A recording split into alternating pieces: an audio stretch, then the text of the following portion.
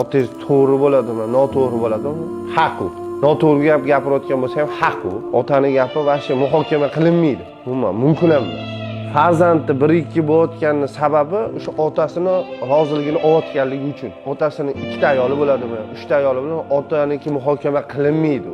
Ota o'zi javob beradi o'z qilgan ishiga, lekin farzand vazifasini qilish kerak. Chunki uni otasida yordam berish kerak, topgan pulidan qanchadarini berish kerak.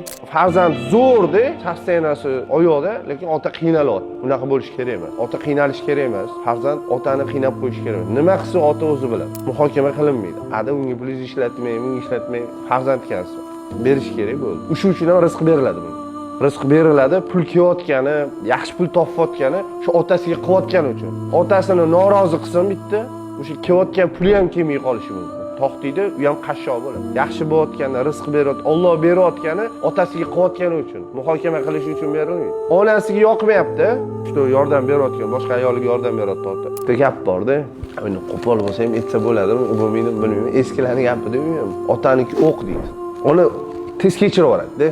Farzandlar nima gunoh qilib qo'ying, onangiz oldiga boring, ona kechiradi. Lekin otani ko'ngli og'rib qolsa bor-ku, gapda kechirsang ko'nglingda kechirmaydi. Bu temada juda ehtiyotlik bilan muomala qilib, kalla bilan ish qilish kerak. Tamom.